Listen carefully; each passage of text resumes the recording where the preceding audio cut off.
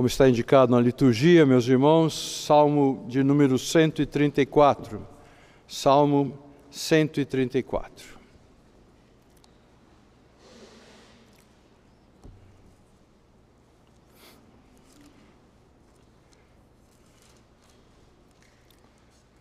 Diz a palavra do Senhor assim: Bendizei ao Senhor, vós todos, servos do Senhor, que assistis na casa do Senhor nas horas da noite. Erguei as mãos para o santuário e bendizei ao Senhor. De Sião te abençoe o Senhor, Criador do céu e da terra. Nós vamos orar. Incline sua cabeça, meu irmão, minha irmã, vamos conversar com Deus. Pai querido, nós agradecemos pela misericórdia, pelo amor com que o Senhor tem nos amado, pelo privilégio do dia, mais um dia na nossa existência terrenal. Agradecemos, ó Pai, pelo cuidado do Senhor com a nossa vida, agradecemos pelo bom café que já tivemos, agradecemos pelas ligações que tivemos aqui com os nossos irmãos antes de iniciar esse momento de culto. Te agradecemos por tantas coisas belas, mas te agradecemos também o privilégio que temos de saber que o Senhor é Deus, porque o Senhor se revelou a nós, porque o Senhor se mostrou a nós quando nós ainda éramos incapazes de reconhecer a Tua existência. A palavra do Senhor fala isto, fala que o Senhor nos busca, o Senhor é que com amor nos busca e trabalha em nosso coração, em nossa mente, no nosso entendimento, para entender que o Senhor é Criador. Com isso também aprendemos da grandeza do Senhor, aprendemos das perfeições do Senhor, majestade, santidade, soberania, justiça, misericórdia, entre tantos atributos perfeitos que o Senhor tem.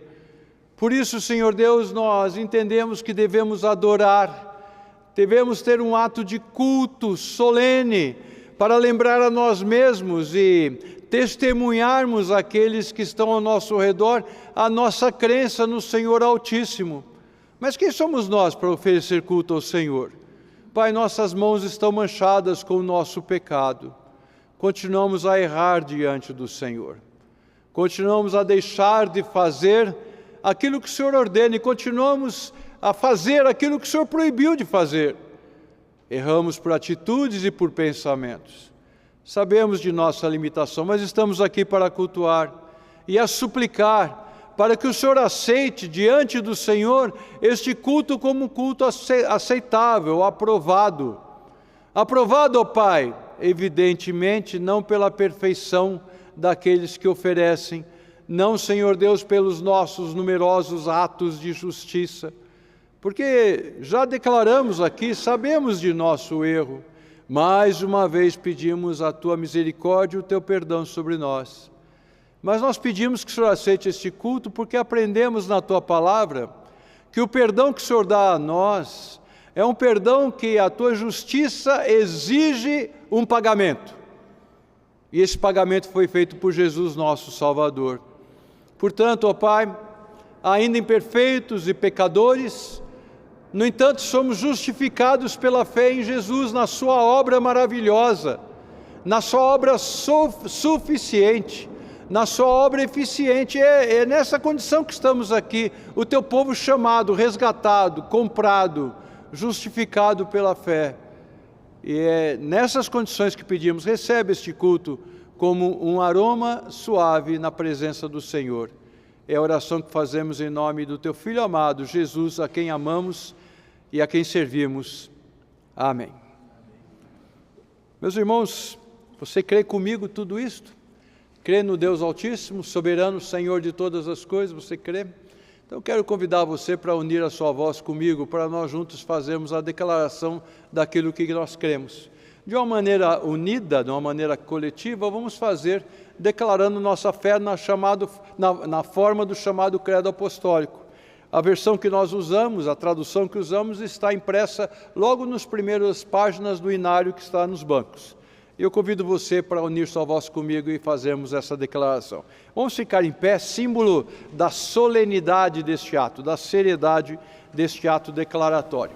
Afirmemos, pois: creio em Deus Pai, Todo-Poderoso, Criador do céu e da terra. Creio em Jesus Cristo, seu único Filho, nosso Senhor, o qual foi concebido por obra do Espírito Santo. Nasceu da Virgem Maria, padeceu sob o poder de Pôncio Pilatos, foi crucificado, morto e sepultado. No terceiro dia ressurgiu dos mortos, subiu ao céu e está sentado à mão direita de Deus Pai, Todo-Poderoso, de onde há de vir a julgar os vivos e os mortos. Creio no Espírito Santo, na Santa Igreja Católica, na comunhão dos santos, na remissão dos pecados, na ressurreição do corpo e na vida eterna. Amém. Os irmãos podem assentar-se. Agora o último livro da Bíblia, o livro do Apocalipse, no capítulo 4. Capítulo 4 do Apocalipse, eu vou ler dos versículos 9 a 11.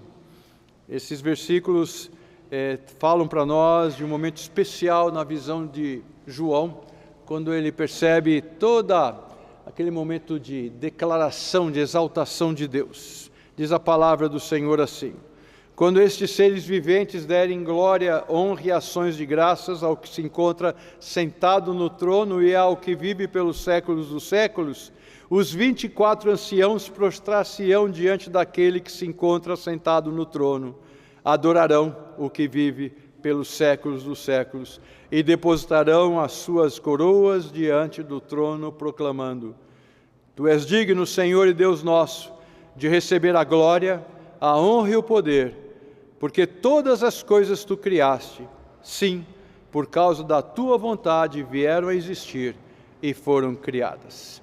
Abra seu hinário, meu irmão, comigo no hino de número 22, o hino A Terra é do Senhor, para cantar a este Deus maravilhoso, lembrando que Ele é soberano Senhor de todas as coisas. O hino de número 22 do nosso hinário, para cantar juntos A Terra é do Senhor. Ao som do órgão ficaremos em pé e cantaremos sob a regência do Renato.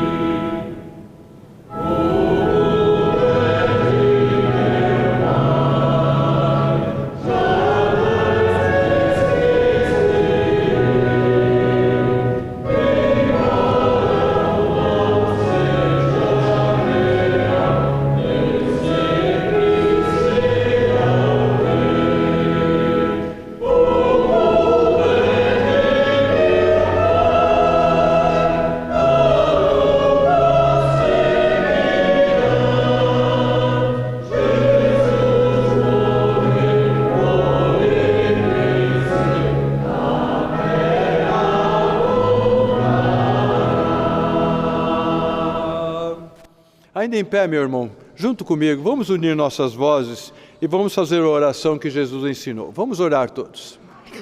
Pai nosso que está nos céus, santificado seja o teu nome. Venha o teu reino, seja feita a tua vontade, assim na terra como no céu. O pão nosso de cada dia nos dá hoje, e perdoa as nossas dívidas, assim como nós perdoamos aos nossos devedores. E não nos deixes cair em tentação, mas livra-nos do mal, pois teu é o reino, o poder e a glória para sempre. Amém.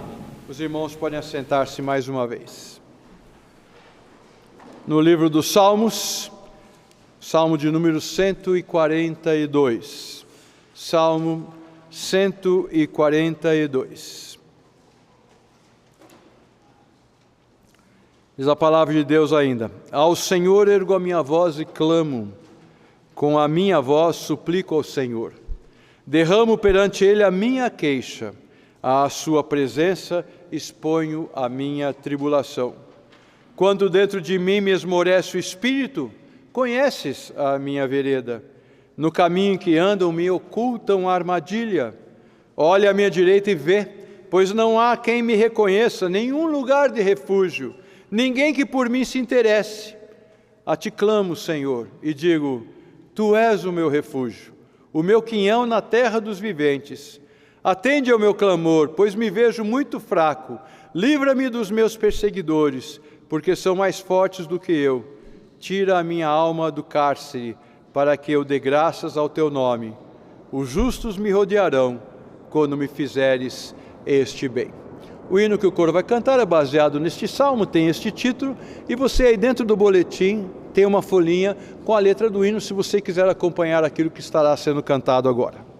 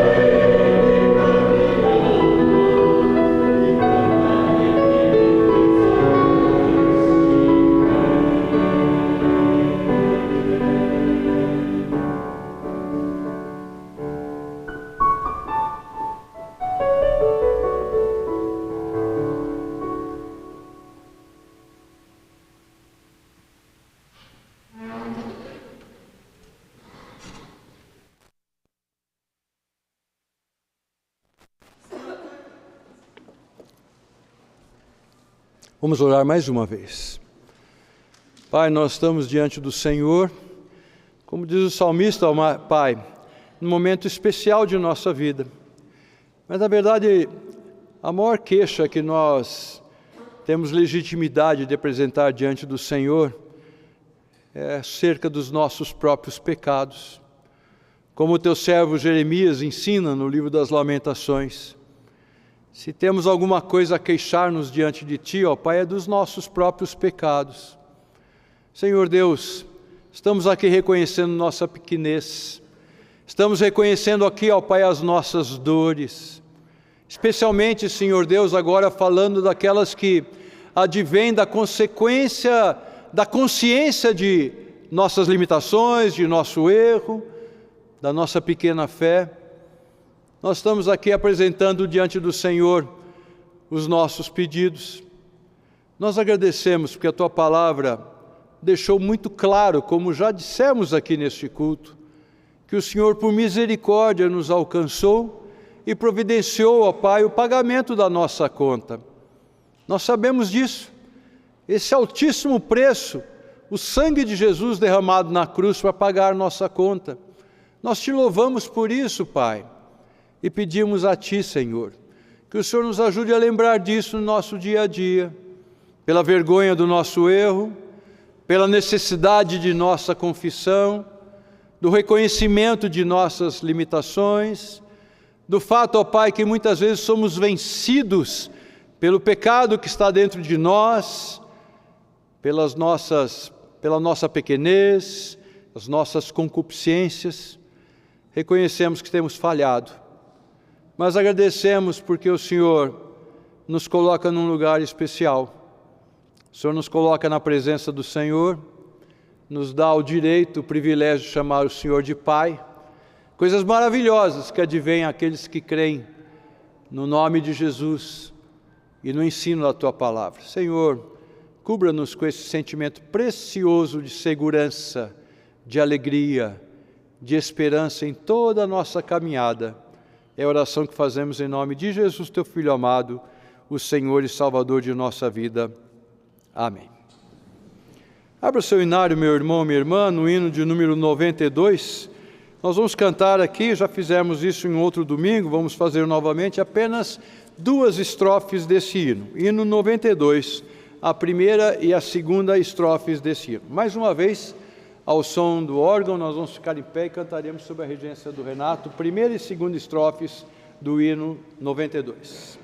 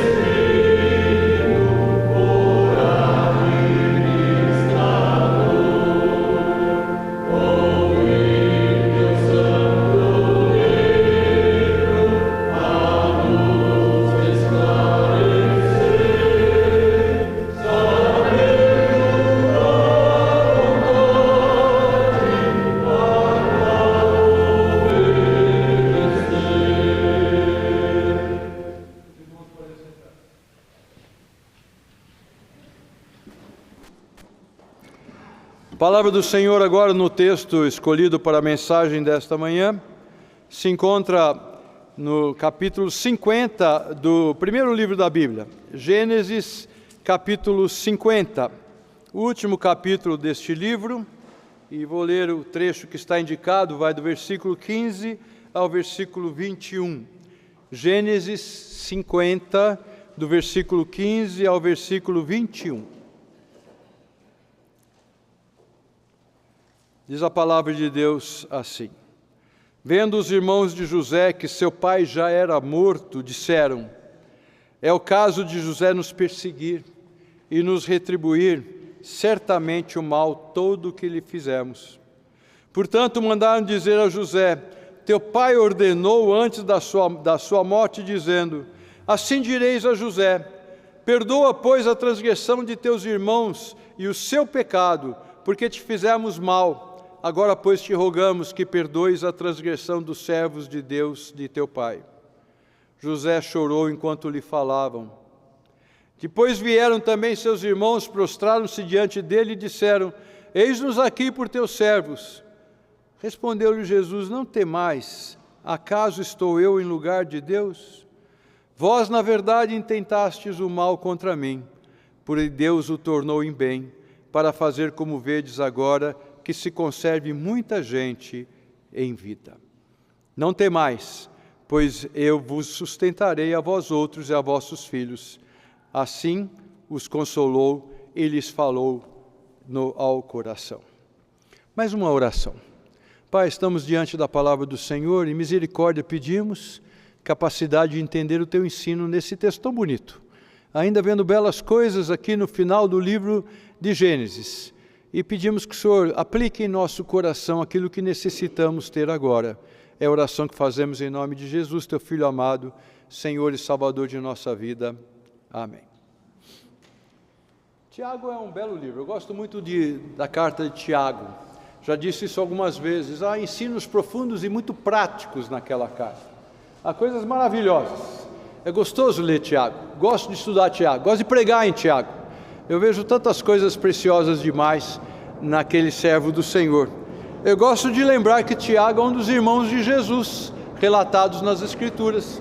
E não o Tiago, teve um que foi morto logo no início, vocês lembram muito bem disso, e não Tiagos envolvidos lá no apostolado, seguindo a Jesus, porque os irmãos de Jesus, no início do seu trabalho, não o acompanharam. Não faziam parte do colégio apostólico, não custa lembrar.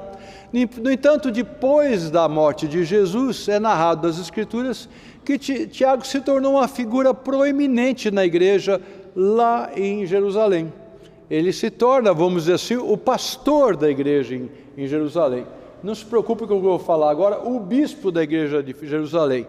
Para aqueles que conhecem sistemas eclesiásticos, de administração eclesiástica, muitas vezes o bispo é considerado, e é na essência assim que funciona mesmo em algumas igrejas, como o pastor dos pastores, como aquele que tem alguma responsabilidade maior. Mas a palavra bispo significa exatamente isso, pastor. Então é isso que ele era. Tiago foi.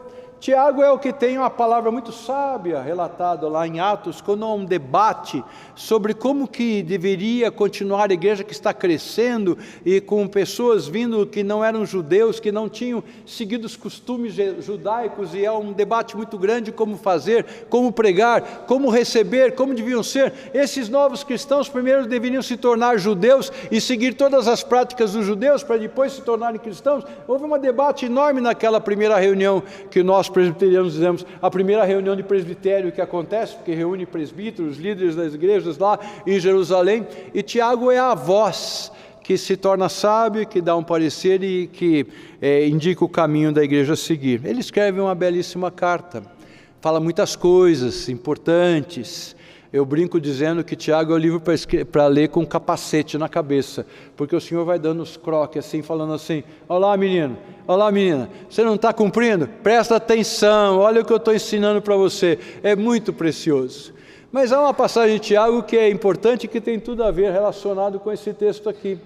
É um texto onde Tiago diz que não compete a nós o julgar e emitir julgamentos sobre a vida das pessoas. que isso pertence tão somente ao Senhor. Você fala, não, mas Jesus já tinha falado sobre isso no Sermão da Montanha, quando ele diz, não julgueis para que não sejais julgados. E alguém mais extremista podia dizer que com isso deveríamos abolir todo e qualquer tipo de juiz na existência humana. Deveria a igreja cristã se levantar e falar que todo o sistema judiciário não deve existir, isso está errado, está fora de ordem absolutamente. Mas não é disso que as Escrituras falam. As Escrituras falam de algumas coisas especiais. Há inclusive um livro nas Escrituras que tem o título de Juízes, né? Você sabe muito bem disso, e a palavra diz que naquele momento específico da história de Israel, Deus levantou juízes, portanto, a palavra não vai ser contra essa função de juiz, né? Dentro do relacionamento humano. Do que Tiago está falando? Tiago está falando para nós cristãos a respeito da nossa atitude de condenação, a nossa atitude de emitir uma sentença pessoal, cada um de nós, que não temos atribuição de juízes, e ele condena isso, e ele lembra dizendo, há um só Senhor e juiz, somente um, somente um. Disso nós tiramos algumas lições. Sabemos que os juízes são necessários nas relações humanas. Os juízes têm uma espécie de uma autoridade, tem uma autoridade que é dada por Deus, porque não tenha dúvida, isso eu já disse várias vezes, o Senhor Deus é o originário de todo tipo de autoridade, todo tipo de autoridade, a autoridade que vem de um cargo eletivo, de uma nomeação, a autoridade que vem pelo fato, por exemplo, hoje é dia dos pais, pelo fato de ser pai, a Bíblia fala que há autoridade em ser pai, por algum cargo qualquer que se exerça, algumas vezes que nós nem buscamos, mas nós temos que exercer este cargo. Então, autoridades vêm todas do Senhor. Vou dizer mais, até mesmo aquela autoridade que vem pela força, porque alguém é muito forte, muito poderoso, ele tem destreza com as suas mãos, ou para criar certos mecanismos de ataque, né, de causar mal em outros, armas, que seja, não é? Eu vou dizer para você, de certa maneira, a autoridade dessa pessoa também vem de Deus, porque se Deus não tivesse dado força física, se Deus não tivesse dado uma sabedoria, ninguém teria criado um fuzil, ninguém teria criado um arco e flecha, ninguém teria criado uma borduna, ninguém teria força para levantar uma borduna, um tacape, qualquer coisa parecida. Então, no fundo, toda a autoridade vem do Senhor. Talvez estranhe essa minha afirmação, mas ela me parece muito clara. Como é claro dizer que tudo que fazemos com a autoridade que vem da parte de Deus, nós vamos ter que dar conta para o Senhor.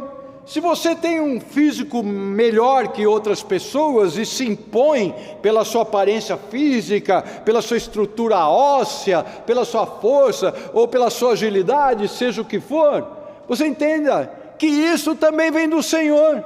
E Deus vai cobrar de cada um que usa das coisas para se impor sobre o seu semelhante. Porque nós todos somos criados à imagem e semelhança de Deus. E nós todos, dentro da imagem e semelhança de Deus, deveríamos agir com justiça, com equidade, com amor, porque é a ordem do Senhor. Todos deveríamos agir assim. Todos nós deveríamos agir sem mentir. Todos nós deveríamos respeitar os mais fracos. Nós todos deveríamos buscar a necessidade daqueles que são carentes ao nosso lado. Ninguém vai escapar disso. Não se engane, ninguém vai escapar disso. Ninguém. O déspota mais violento que você pode tirar na sua memória não vai escapar disso. O homem mais forte do mundo não vai escapar disso. A mulher que tem a maior autoridade em qualquer área não vai escapar disso. Nós pais não vamos escapar disso. O Senhor Deus nos dá filhos, que alegria, mas Ele vai cobrar de nós a maneira como nós conduzimos e nós orientamos e nós estamos exercendo nossa autoridade, nossos filhos. Não tenha dúvida sobre isso, porque Deus é originário de toda a autoridade. Mas algumas vezes que nós nos arrogamos no direito de emitir juízo, uma espécie de juízo. Outro dia ainda comentei sobre isto, é algo que a Bíblia fala. Por exemplo, a Bíblia diz para nós que pelo fruto nós conhecemos as pessoas, não deixa de ser um tipo de juízo, quando eu olho para alguém e falo, esse fruto dessa pessoa é mau. né? Mas executar sentença, declarar sentença não está na nossa função, a não ser que nós tenhamos sido escolhidos para sermos juízes, não é verdade? Não é assim, mas nós temos muito disto, não é? Isso acontece na humanidade de uma maneira geral.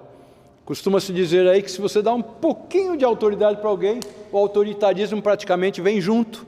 O que é autoritarismo? É uma distorção da autoridade. É usar a autoridade para o seu bem próprio, ou para oferir lucros, ou para ter mais poder, ou qualquer coisa parecida, ou até mesmo por sua vaidade, para o seu orgulho. Há muitos em todas as áreas de atuação que não percebem o quão é vazio, o quão é oco, o quão é vaidade, que vem da palavra vã, buraco, oco, que não tem nenhum significado maior.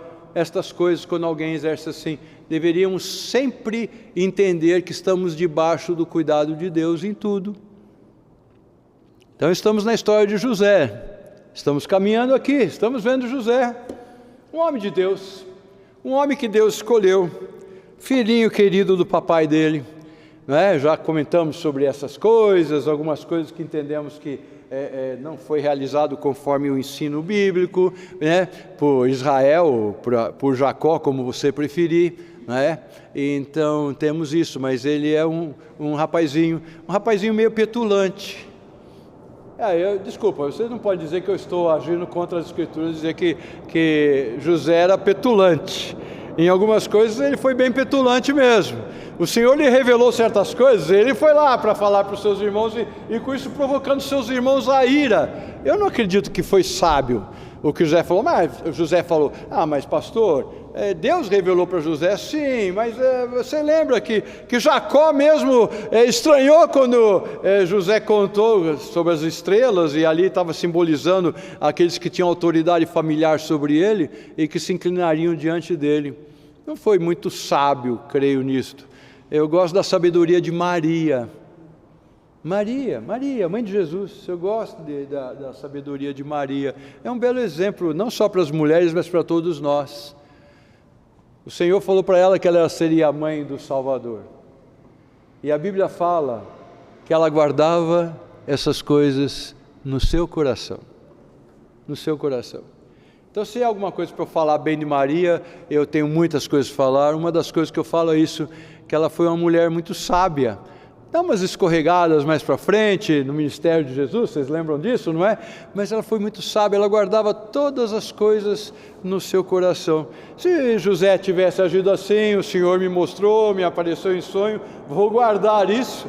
Talvez algumas coisas não tivessem acontecido, mas a Bíblia não tem si. Eu já falei muitas vezes sobre isso, então vou reafirmar. Não existe si na Bíblia. E se Adão não pecasse? E se Noé não tivesse cumprido bem a ordem, construir a arca e ela tivesse vazado água dentro dela? E se não tem si? A Bíblia narra. E nós precisamos olhar o que as Escrituras ensinam. E a José, com tudo isso que sofreu, essa maldade dos irmãos. Primeiro, um pensamento de matá-lo. Segundo, já de certa maneira freados pelo seu irmão mais velho, resolvem aguardar um momento próprio para fazer o que queriam fazer, diz as Escrituras, porque o seu irmão mais velho queria ver se livrava José daquela situação. O vendem como escravo. Escravidão é uma coisa abominável. Para qualquer ser humano, ela é abominável. A escravidão prevista nas Escrituras, a escravidão dentro do povo de Israel, não era exatamente uma escravidão como nós temos no conceito dos dias de hoje. Alguém por dívida ficava trabalhando para outra pessoa até pagar essa dívida. Mas quando o Senhor estabelece isso na lei mosaica, a lei que Ele deu a Moisés, Ele põe um limite para isto. E não é ser de propriedade do outro, porque o Senhor está acima de todas as coisas. E é nesse espírito que Tiago fala que nós devemos cuidar muito com essa pressa, essa vontade de emitir juízo e de querer executar do juízo. A história está recheada de exemplos de cristãos, pessoas que por amor, ignorância e pecado, pegaram em armas para atacar aqueles que não são cristãos e que agem de maneira contrária à palavra de Deus. Não compete a nós, não é nosso isso. É disso que José está tratando. José é um homem poderoso.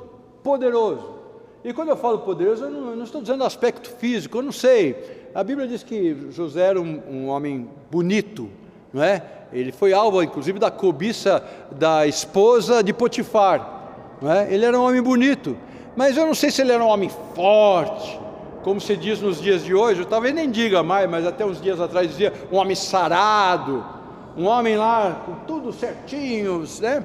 Puxava ferro, fazia aquelas coisas todas que se faz na academia nos dias de hoje. A Bíblia não fala exatamente, mas ele era poderoso. O símbolo do seu poder estava no seu dedo. Ele tinha o anel que o faraó lhe deu, o anel que assinava os decretos em nome de faraó. Era como se ele tivesse uma procuração. Ele podia resolver qualquer coisa no Egito e depois, usando o anel que o faraó lhe tinha dado, ele selava aquilo, não é? Essa era a assinatura da época, vocês já ouviram falar sobre isso. Ele selava, ele tinha autoridade sobre todo o Egito. A nação então mais preservada daqueles momentos. No meio da fome, a nação que enriqueceu pelo trabalho de José. José está lá no Egito quando chegam os seus irmãos sem o reconhecer. Ele é um homem com barba feita, não tem mais barba, não é isso? Como era o costume lá dos cananeus. Ele está lá com roupas especiais, os irmãos não o reconhecem, ele reconhece os irmãos imediatamente.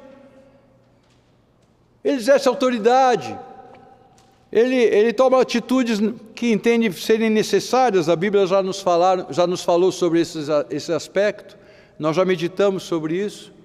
José está na autoridade, ele traz a sua família, ele cuida da sua família.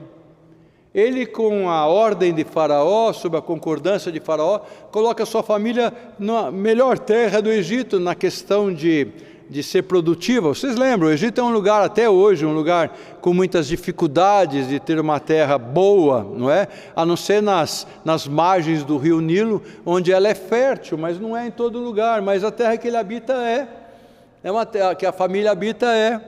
O Senhor protege ali a família, impede que a família seja absorvida pelo povo egípcio, ou alguém ia dizer assim, quem sabe absorvesse o povo egípcio, mas eles eram poucos, são 70 e poucas pessoas que sobem de Canaã para lá. O Senhor os protege, eles se multiplicam, eles se tornam uma família grande, ainda não tão imensa como aquela que sai do Egito anos depois, sob o cuidado de Moisés, não é? Mas estão lá. Que mal que eles fizeram, por causa deles seu irmão foi separado do convívio com o pai, enganaram o pai sofreu muito, por causa de imaginar que seu filho tinha morrido, não é? José passou um tempo como escravo, certamente nessa altura os irmãos já sabiam todos os detalhes, sabiam que ele tinha sofrido, que tinha trabalhado na casa de Potifar, sabiam que ele tinha sido acusado, que ele tinha sido preso, que ele trabalhou dentro do presídio com uma certa autoridade também. Ele foi um homem que foi esquecido pelo copeiro do faraó durante 2 anos, a Bíblia diz, sofrendo tudo isto, por causa da maldade dos irmãos. Os irmãos agiram errado, é evidente que agiram errado. Evidente que agiram errado. Os irmãos não agiram só errado, agiram muito errado, em todas as áreas. E José, num primeiro momento, depois daquela provação que ele dirigiu aos seus irmãos, ele os acolhe, cuida deles, coloca na boa terra de Gósen, tem todo um cuidado, eles estão ali prosperando. E agora o pai deles morre Jacó, Israel. Eles vão tomar as atitudes pedidas pelo próprio Jacó, levam o seu corpo para ser enterrado lá em Canaã, vão numa grande comitiva. As Escrituras falam sobre isso no texto anterior, não foi motivo de minha pregação, mas eles falam sobre isso. Levam lá até aquele tempo todo de luto, do sepultamento, e voltam para o Egito. E agora os irmãos José pensam, bom, papai não está mais aqui, agora José vai se vingar de nós. Apesar das palavras de José, eles ficam preocupados. E no primeiro momento eles mandam dizer a José. Essa expressão é interessante porque mostra que não tiveram nem sequer coragem de falar com José. Mandaram dizer a José: olha, quando o papai estava vivo, então você sabe que a vontade do papai cuide de nós, não se vingue de nós. Não venha agora cobrar de nós aquilo que fizemos, o erro todo que nós fizemos. Perdoa-nos, perdoa-nos. O que leva aqueles homens a fazer isso? Medo, sem dúvida nenhuma. Mas também eu não tenho dúvida nenhuma que eles fizeram isso pela medida do padrão que eles tinham. Se eles fossem homens que tivessem o mesmo tipo de coração de José, eles não teriam ido atrás de José.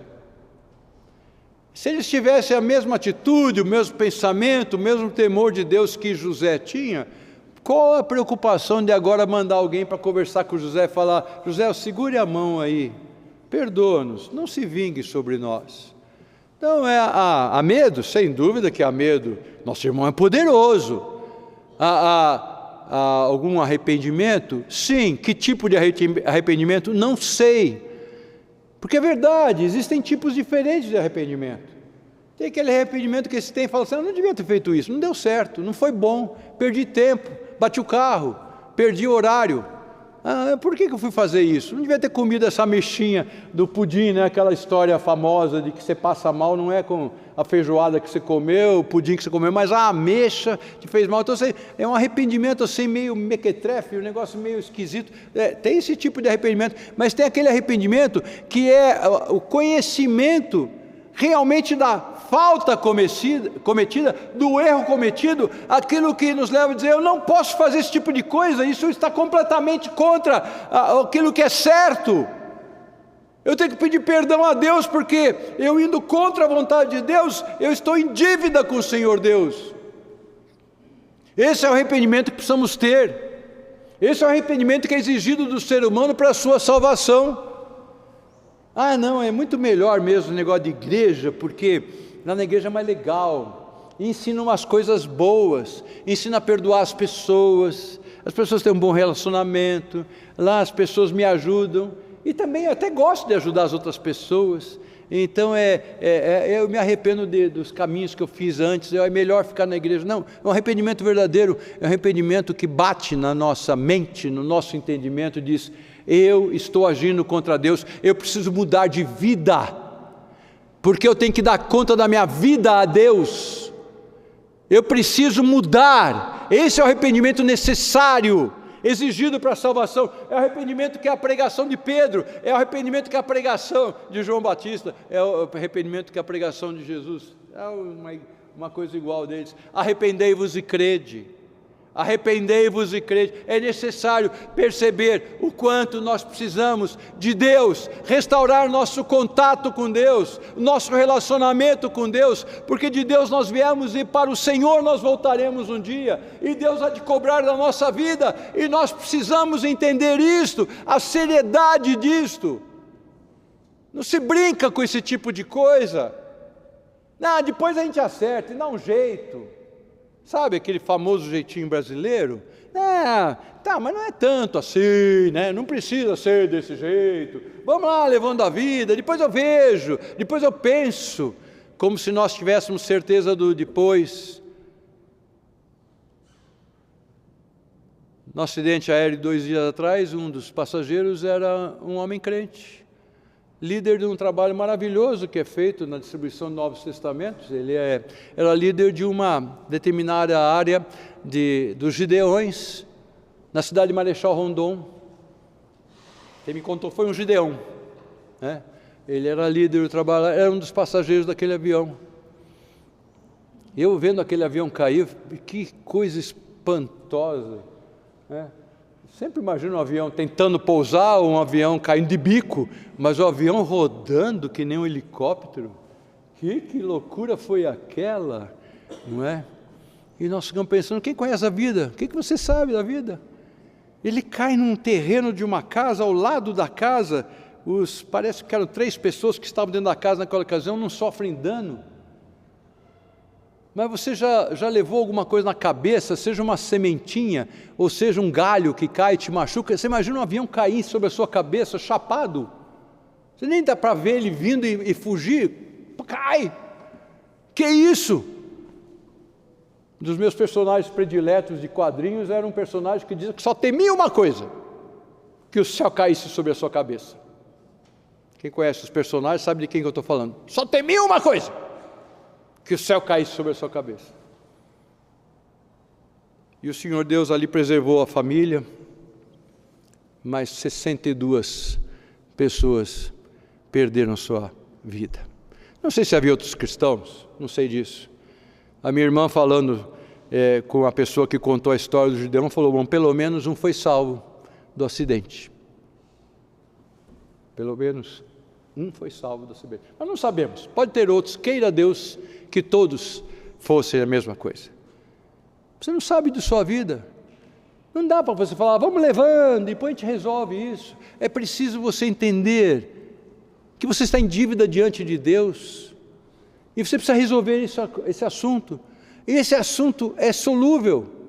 Talvez uma dívida que você tenha com impostos, com financiamento, ou isso ou aquilo outro, seja impagável, talvez seja. Mas com o Senhor Deus a dívida é mais impagável ainda, porque é impossível de ser paga com a nossa própria existência, porque pagar com a nossa existência é a condenação eterna, ao castigo eterno. Mas é pagável porque Jesus pagou e está te oferecendo. Quer? José faz declarações importantes aqui nesse texto que eu creio que devia ficar em nosso coração. A primeira declaração que ele faz é assim, no versículo 19: acaso estou eu em lugar de Deus? Interessante essa declaração, né? Calvino, comentando sobre isso, ele fala assim: será que ele estava se referindo ao fato que a autoridade no Egito, a autoridade maior, era considerada Deus? O faraó era considerado Deus, vocês sabem disso, né? E agora José, com toda aquela prerrogativa que ele tinha, de autoridade sobre o Egito, acima dele apenas o faraó, talvez ele estivesse falando para os seus irmãos: vocês estão me confundindo? Estão me confundindo com o faraó? Estão pensando que eu sou faraó? Estão pensando que eu sou Deus? Mas não é isso que José está falando, não. José está falando sobre debaixo do seu conhecimento de Deus, está claro nas Escrituras. Vocês estão pensando que eu estou no lugar de Deus? Vocês estão com medo de mim por quê? É certo que vocês fizeram mal. Vocês fizeram mal, eu não tenho dúvida que vocês fizeram mal.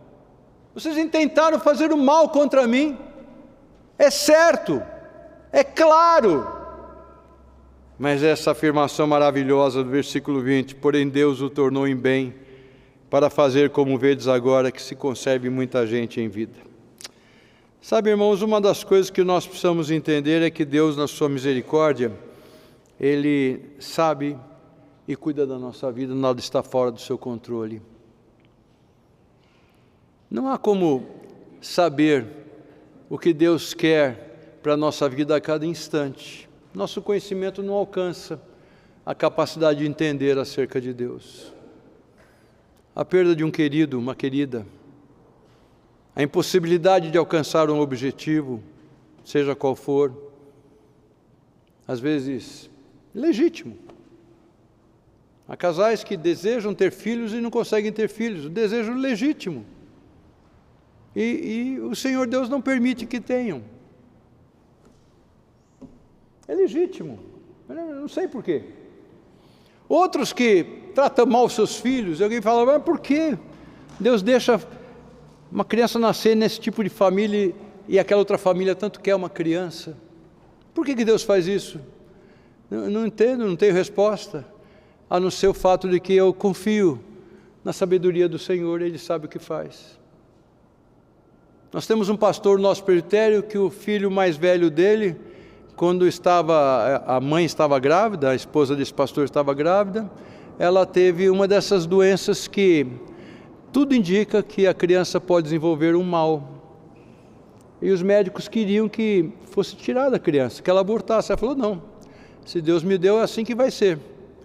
O menino recentemente passou num concurso e se tornou professor titular numa grande universidade paulista, muito famosa, muito conhecida. Apresentou seu trabalho de pós-graduação, foi aprovado com nota máxima. Esse menino, que tinha tudo para nascer com, quer dizer, acreditam assim, tinha que ser abortado, porque não vai dar coisa boa aí. O que nós conhecemos? O que nós conhecemos? O que nós sabemos acerca do Deus que nós temos? De repente você está num caminho correto, cumprindo as etapas todas, para um alvo legítimo, bom. Um lugar na academia, um lugar na vida profissional, seja o que for. Você está no caminho e de repente aquilo é tirado de você. A pessoa que você sonhava casar não quer casar mais com você. Qualquer coisa parecida. É tirado isso. O que aconteceu? Nós sofremos as consequências do pecado, meus irmãos. Não uma coisa que eu fiz errado e que trouxe para mim uma consequência. Pode acontecer também, mas o pecado da humanidade. É isso que nós vemos em todos os lugares. Mas nós temos um Deus maravilhoso, um Deus que cuida de nós, um Deus que maravilhosamente fala para o nosso coração. Apresentai a vossa demanda, diz o Senhor. Alegai as vossas razões, diz o rei de Jacó. Trazei e anunciai-nos as coisas que hão de acontecer.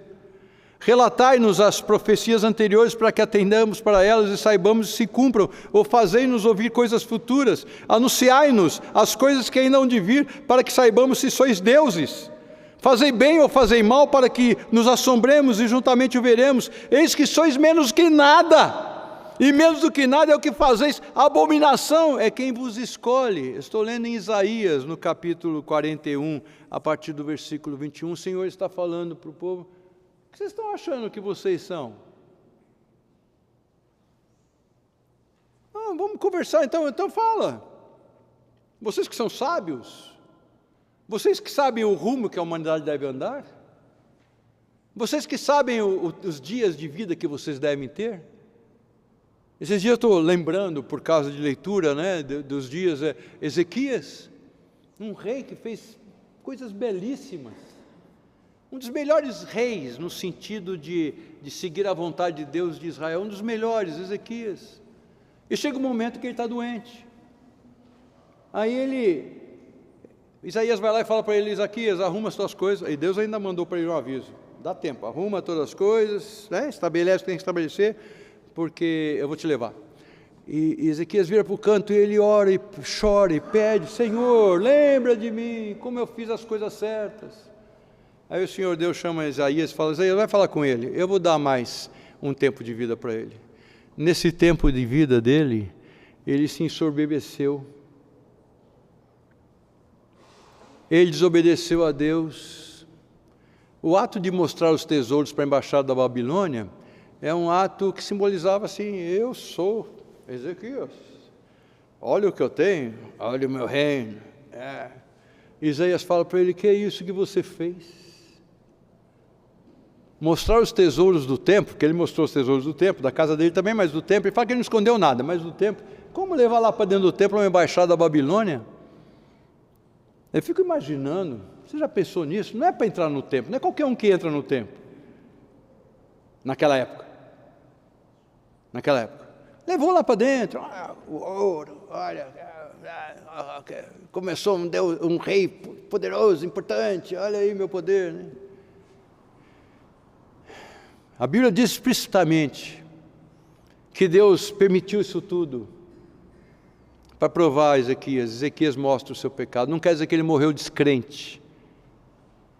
Não estou falando que Ezequias foi para o inferno, não é isso que eu estou falando. O que eu estou falando é que nós achamos que entendemos. É isso. Creia no Senhor. Quantos sermões aqui nessa série eu falei sobre José sofrendo, sendo escravo, sendo fiel, sendo íntegro. Potifar lhe dá autoridade porque ele era íntegro. O carcereiro lhe dá autoridade porque ele era íntegro, no meio de todo o sofrimento. e das injustiças, porque eram injustiças mesmo que ele estava sofrendo. Mas ele diz assim: o Senhor pegou o mal que vocês queriam fazer e fez bem. Talvez uma enfermidade seja um instrumento poderoso de Deus. E aqui, meus irmãos, eu lembro de uma história que é narrada num livro e já contada por mim também aqui, de um pastor numa região da África que um dia foi detectado que ele tinha uma doença de pele terrível. A gente não costuma usar mais o termo lepra, mas era lepra que foi diagnosticado para esse pastor, né? Hoje chamamos de hanseníase e tal, mas é lepra. Alguns discutem se é a mesma lepra bíblica, se não é, mas não...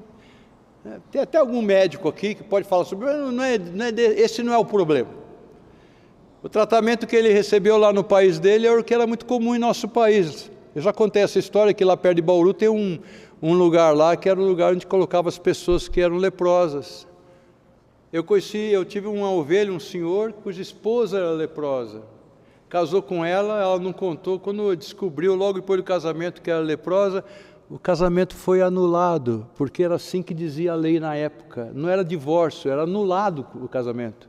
Nulo, por causa da enfermidade que ela tinha. Ela foi levada lá para o leprosário. Desculpe, os termos hoje já não são mais esses, mas é tudo isso mesmo. Esse leprosário perto de Bauru tem cinema, tem um monte de coisa, era totalmente isolado. Sabe o que fazia? Tirava a família da casa e punha fogo na casa, porque tinha medo que aquilo se espalhasse. Era assim lá na década de 30, 40, era desse jeito que funcionava. Esse pastor foi levado para uma cidade lá dos leprosos, naquele país.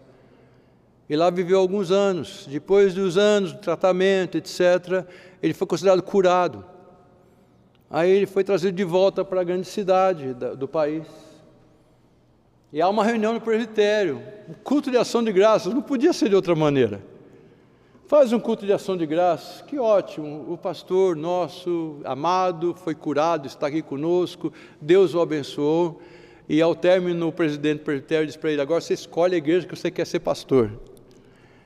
Escolhe a igreja que você é pastor. Pastores têm essas coisas, muitas vezes tem assim: eu queria tanto em tal lugar, tal assim. Então, escolhe o que você quer. Eu podia escolher uma igreja boa, uma igreja que pagasse um bom sustento. Afinal, foi muito tempo no leprosário, não é? E aí ele diz para o presidente do presbitério: não, eu vou voltar lá onde eu estava antes, porque lá eu vi pessoas que precisam de mim. E voltou para o leprosário, ficou até a morte no leprosário, não morrendo de lepra, mas porque era a tarefa do Senhor. Deus usa coisas assim, que você fica escandalizado e de repente Ele te põe e fala: é para você ser um instrumento nas minhas mãos. Os irmãos chegam para José e falam: José, não, tem misericórdia, perdoa a gente. Lembra, age como se o papai estivesse vivo. Não pesa a mão sobre nós. José fala, chora, a Bíblia diz que ele chora. Eu achei interessante que Calvino fica pensando assim, tem gente que fala que ele chorou diante dos irmãos ou longe dos irmãos. O texto me indica muito bem para mim que ele não estava diante dos irmãos quando chorou, mas isso não é importante, não é relevante aqui. O fato é que ele, o que vocês estão falando? Do que vocês estão falando? Por acaso, e depois ele vai falar para os seus irmãos, por acaso Deus me fez Deus? Por acaso Deus me fez Deus? Não é uma lição para você e para mim? Nesse ódio, tá bom, vai, você é crente, então você não tem ódio, você tem ira. Ira é um negócio assim, biblicamente é diferente de ódio mesmo, já falei isso, né? Mas, então você é só ira, mas não tem vontade de... Você tem vontade de pegar alguém, né? Não é possível isso. Tiago fala, tem só um juiz. Tem só um juiz. É o que José fala aqui. E não é só juiz, ele é sábio. E ele permitiu eu passar o que eu passei, para que agora eu cuidasse de vocês. Muitos fossem salvos. Eu digo mais, o contexto bíblico e de tudo que é de promessa de Deus, não só a minha família, mas se Deus não tivesse me dado capacidade de interpretar o sonho do faraó, e não tivesse dado o sonho para o faraó, é claro, mas a capacidade de entender e interpretar o sonho do faraó, o Egito inteiro estava cheio de gente morta, porque nós estaríamos passando por uma uma necessidade imensa, uma fome terrível. Quem sabe minha família teria sido exterminada lá na terra de Canaã, quantos egípcios teriam morrido, quem sabe se ainda existiria egípcio, desculpem, é egípcio mesmo, ou Egito, quem sabe, o que seria que aconteceria? O mal que vocês intentaram fazer, Deus transformou em bem. Então, minha irmã, meu irmão, confie no Senhor. Está difícil? Às vezes está difícil, está insuportável. Minha vida, pastor, o senhor não é casado com quem eu sou casado. Pastor, o senhor não trabalha no que eu trabalho. Pastor, o senhor não tem ideia do que eu escuto todo dia da minha própria família, dos meus vizinhos, dos meus amigos. Não tem noção. Talvez, né? Talvez no seu coração. Creia no Senhor seu Deus. Descanse no Senhor seu Deus. O começo da leitura de Jeremias, para mim, esses dias foi impactante outra vez. Leio e aprendo. O Senhor fala, Jeremias, você vai fazer uma obra para mim. Jeremias fala, mas eu não tenho essa capacidade, não. Ele fala, vai, eu vou cuidar de você, vou proteger você. E eu falei para algumas pessoas que estavam comigo, quando eu estava falando sobre isso, aí eu falei assim, cuidar de Jeremias? Rapaz, sofreu, foi chamado de mentiroso. Apareceu outro profeta dizendo, você não está falando em nome de Deus coisa nenhuma, quem fala em nome de Deus sou eu, cala tua boca. Ele dita um livro para o seu auxiliar escrever, chamado Baruque, ele estava preso, impedido de levar, ele pede para o Baruque levar o livro para o rei. E nós estamos falando de Israel, falando de Judá, não estou falando de povos estrangeiros. O rei manda queimar o livro que ele tinha escrito, ele tem que ditar tudo outra vez. O que nós temos aqui é a segunda edição. Tudo de novo, imagina que é fácil? Nem para ele ditar e nem para o escriba escrever. Tudo de novo. De acordo com o que estava escrito no primeiro, a Bíblia diz isso. É deixado num poço para morrer. Aí um etíope, um estrangeiro, tira ele de lá. Não foi um judeu, não. Foi um estrangeiro que tirou ele de lá de dentro do poço. As coisas que Deus faz, não é verdade? Que coisa extraordinária. Outra hora é colocado em tronco, né, preso na praça, sendo alvo de gozação, de escárnio. As pessoas jogam dejetos sobre ele. Deus falou que ia proteger ele. Acaba seus dias no exílio, sequestrado pelo seu povo, para fazer uma coisa que Deus tinha proibido de fazer. Vão desobedecer a Deus e ainda levam Jeremias junto. Eu sei que o rei da Babilônia resgata ele, mas que coisa! Como assim Deus protegeu ele? As promessas de Deus são eternas, meu irmão, minha irmã. Não quer dizer que você vai conseguir aquele sonho da sua vida aqui nessa terra. De repente consegue. De repente consegue até mais do que isso. Mas você tem que entender que você serve ao Senhor. E o mal que intentam contra você, serva e servo de Deus, vai se transformar em bem. Porque Deus é galardoador daqueles que o seguem, daqueles que o amam. Não duvide disso. José, um homem do Senhor. Sem pecado? Não, claro que ele pecou. Claro, todo ser humano é pecador, com exceção de Jesus. Todo ser humano é pecador. Servo de Deus, exemplo para você e para mim. Deixe a execução da sentença, do juízo, ao Senhor Deus. A não ser quando você vê alguém fazendo algum mal tão grande que você vai falar para ele para resgatá-lo do erro e da condenação que ele vai receber. Aí sim, é sua obrigação. Confie em Deus. Confie em Deus. Caminhe debaixo do cuidado do Senhor e saiba que Ele nunca, nunca vai te deixar.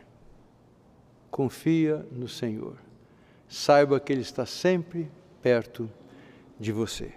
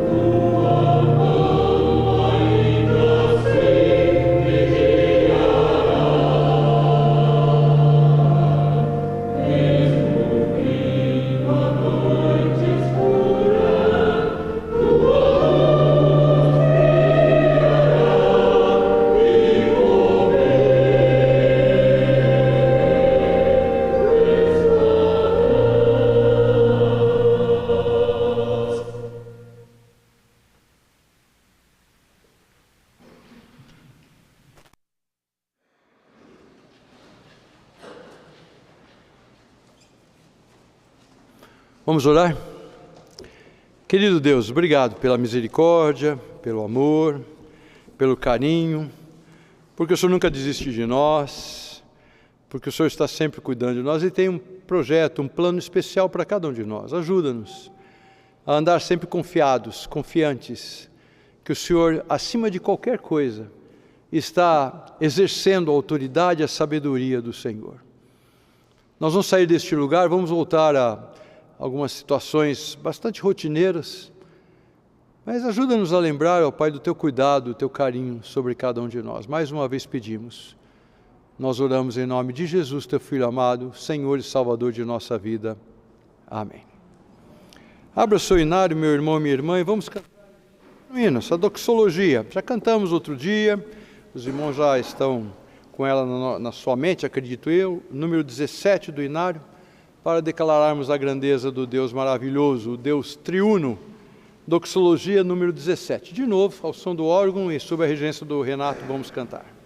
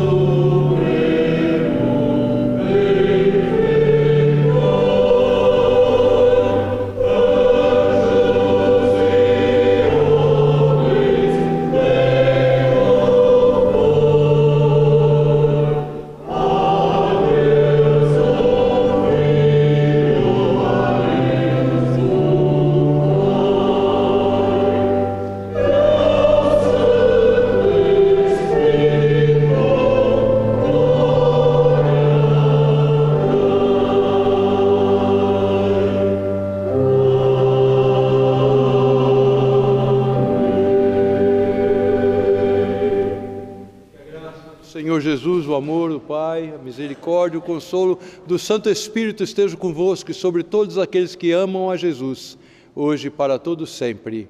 Amém. Poder sentar, irmãos.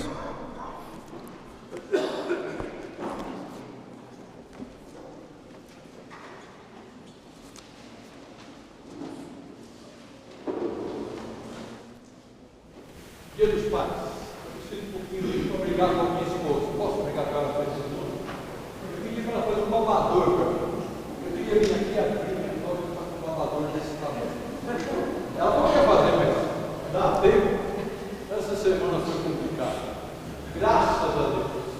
Então eu quero agradecer aos irmãos que oraram e pela Deus da Catarina. Pela Deus da Fernanda, claro. Catarina deu um sustinho no nascimento, eu não estava lá.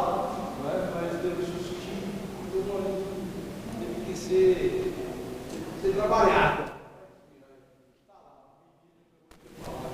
Vai dar um trabalho de bate aqui, mas então, eu poderia categoria, tá? Então agora eu estou no nível 3. Nível 1, filho, nível 2, pai, e nível 3, avô. Eu estou dando esse testemunho. É isso, não é muito de neve. Mas assim, Deus é muito bom. Eu vou lembrar esse testemunho que nós devemos fazer lá em casa. Só que você vê que na minha